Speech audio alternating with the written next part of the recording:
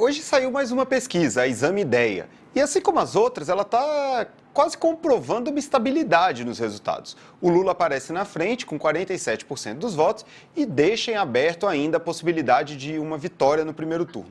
O senhor acha que ainda é possível que haja uma virada? Ou mesmo que todas as pesquisas estejam equivocadas e todo mundo tenha uma grande surpresa no domingo? Bom, surpresas sempre são possíveis, né? A eleição, a beleza da democracia é a incerteza do resultado eleitoral antes que o jogo acabe. Então, nós não temos certeza quem será o vencedor. Esse é um estudo probabilístico, um estudo baseado em probabilidades. Lula, de fato, é o favorito, mas já houveram eleições no passado em que favoritos perderam. Então, o jogo só acaba, Luiz, quando o juiz apita. Então, é pouco provável que ocorra surpresas, mas, como você bem descreveu no início do seu programa, esse debate, dependendo do desempenho dos candidatos, pode gerar surpresas.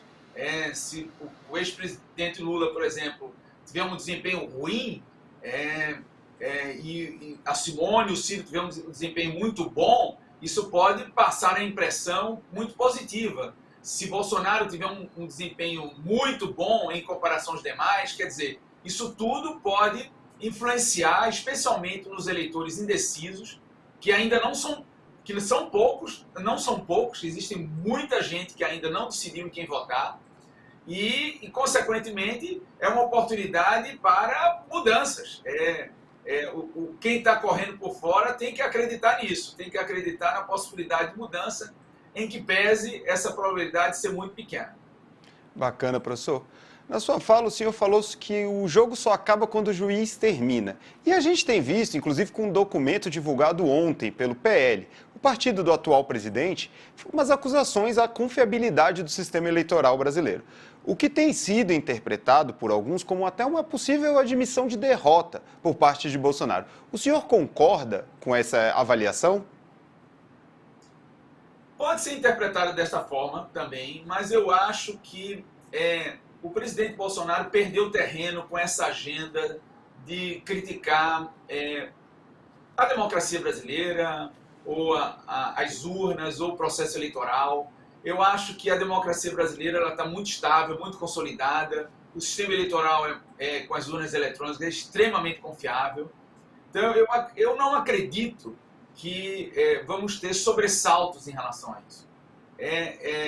Essas tentativas foram tentativas, a meu ver, fracassadas. Eu acho que o jogo eleitoral brasileiro ele vai se dar com a mais perfeita normalidade e eu não vou me surpreender que, se Bolsonaro for o derrotado, ele aceitará o resultado, não porque Bolsonaro seja um democrata, mas fundamentalmente porque ele tem mais a perder em confrontar o resultado. Então, se ele aceita o resultado, ele sinaliza,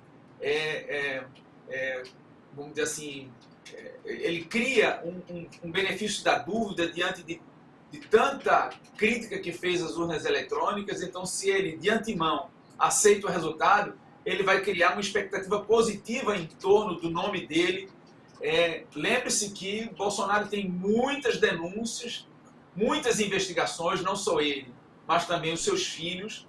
Então, se ele criar problema com o resultado eleitoral, é muito provável que as instituições de controle, as organizações de controle e a própria sociedade criem mais animosidades ainda contra ele e vai aumentar as chances de punições não só políticas, mas também judiciais. Então, por isso, eu não acredito que o presidente Bolsonaro, em caso de derrota, ele vai criar problemas extras ao que já criou até então.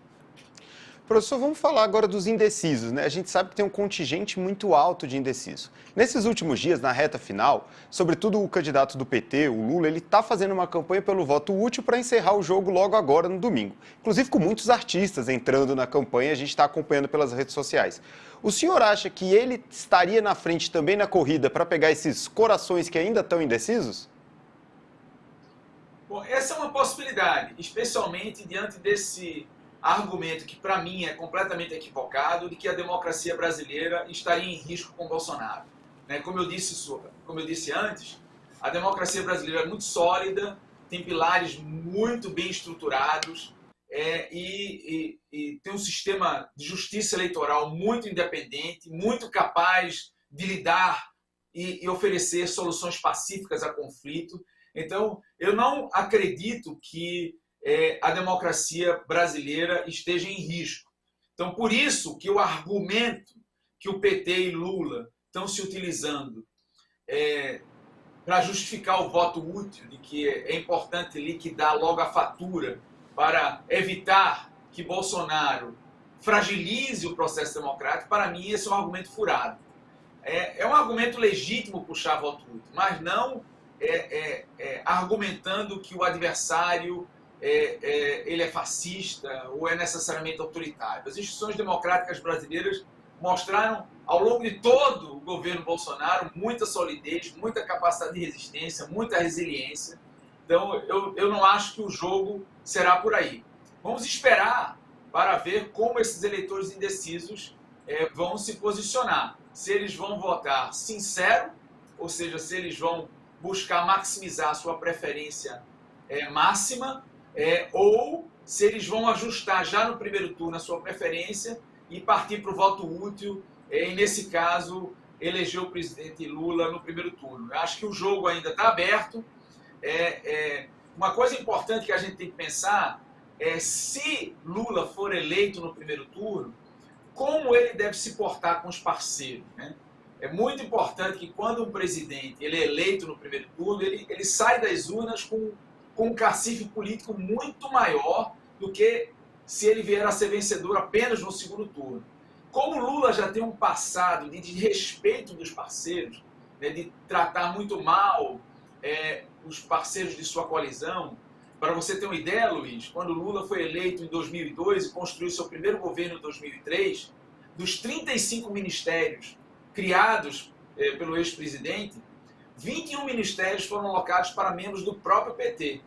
E o PMDB, na época, que tinha mais ou menos o mesmo peso político do PT no Congresso, foi alocado apenas 2 ministérios. Então, 21-2. Então, houve uma completa desproporcionalidade na alocação de poder e de recursos dentro do governo. Então, se Lula, que foi eleito no segundo turno em 2002, se comportou desta forma em relação aos aliados, imagina se ele for eleito agora no primeiro turno. Ele vai ter muito maiores graus de liberdade para poder passar o rolo compressor nos aliados. Então é fundamental que o jogo tenha continuidade para que as preferências de quem quer que passe para o segundo turno sejam moderadas e esses candidatos que porventura não passaram para o segundo turno tenham capacidade de influenciar no próximo governo, tenham poder político para influenciar na armação do próximo governo. Perfeito, professor Carlos Pereira, muito obrigado pela entrevista, né? Acho que elucidou várias questões aí para a gente e até uma próxima oportunidade. Professor, um abraço.